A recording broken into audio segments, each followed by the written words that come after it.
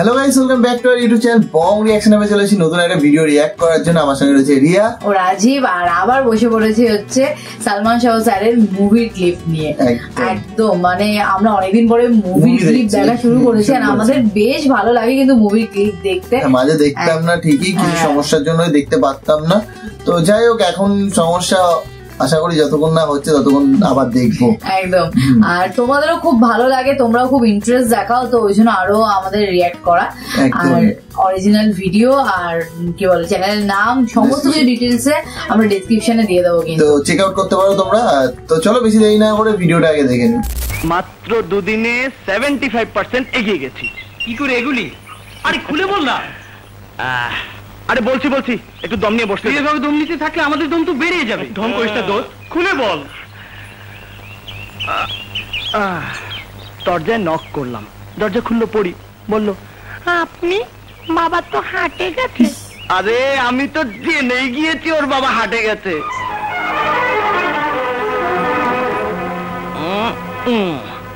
বাবা রসুন, তোমার যে এত গুণ জানতাম না। এই যে রসুনটা দেখতেছেন, এই রসুন দিয়ে গা গরম করেছিলাম। তারপর শুরু হলো রাজেশ খান্নার অ্যাক্টিং। আমি পরীর হাত ধরলাম, তারপর জিজ্ঞেস করলাম দেখুন তো গায়ে জ্বর উঠেছে কিনা। তোর কপালে হাত দিল? আরে দেবে না, এই অ্যাক্টিং করেছি, ও তো বুঝতেই পারেনি। ওর মায়া দয়া সব উতলে পড়লো। তারপর জ্ঞান হারাবার ভান করলাম।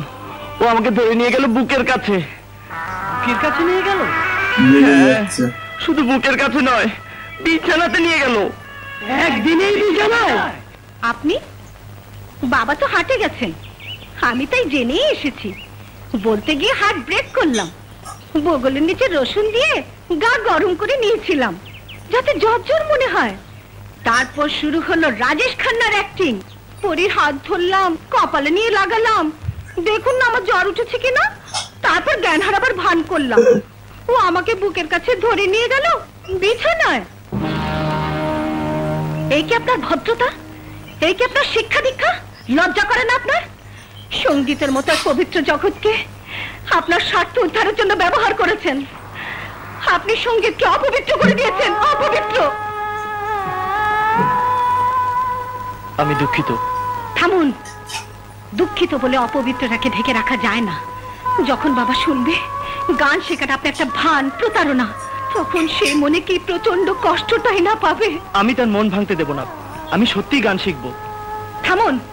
আর রাজেশ খান্নার একটা নেই আপনার? না, আপনি দয়া করে আর কথা বাড়াবেন না।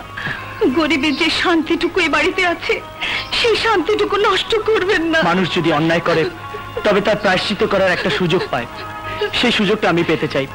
এতক্ষণ আপনি কথা বলেছেন, আমি মাথা নিচু করে শুনেছি। এখন আমাকে বলতে দিন, আমি কোনো পাপ করিনি। ভালোবাসা কোনো পাপ নয়। আমার ভালোবাসাকে জয় করার জন্য আমি একটি মিথ্যের আশ্রয় নিয়েছিলাম, কিন্তু সেই মিথ্যে যে এত বড় শাস্তি আমাকে দেবে তা আমি বুঝতে পারিনি। আমি যদি কিছু করে থাকি তা শুধু আপনার জন্য করেছি।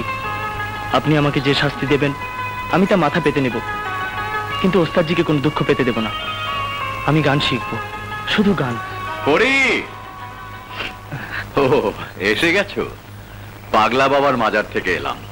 মারে তানপুরাটা নিয়ে আয় তো। আচ্ছা এসো। এইটুকুনি, এই অবধি মানে ছোট্ট একটা ক্লিপ ছিল। হ্যাঁ, ছোট্ট একটা ক্লিপ ছিল।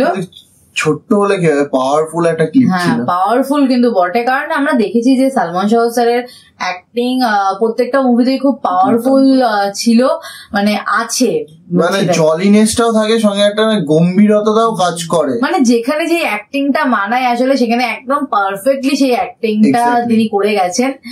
কিন্তু দুঃখের কথা যে মাত্র কয়েকটা মুভি তিনি করে গেছেন। এটাই, কয়েকটা মুভি আমাদেরকে উপহার হিসেবে দিয়ে যেতে পেরেছে।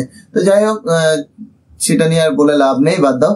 তোমাদের কেমন লাগলো অবশ্যই কমেন্ট করে জানিও। আর যারা নতুন অবশ্যই কিন্তু সাবস্ক্রাইব করো চ্যানেলটায়, আর পাশে থাকা বেল আইকনে ক্লিক করে নোটিফিকেশনটা অলে করে নিও। আর এরকম ভিডিও তোমরা আরো দেখতে চাইছো কিনা সেটা কিন্তু একবার কমেন্ট করে জানিও। তো চলো, দেখা হচ্ছে নেক্সট ভিডিওতে, ততক্ষণের জন্য টাটা।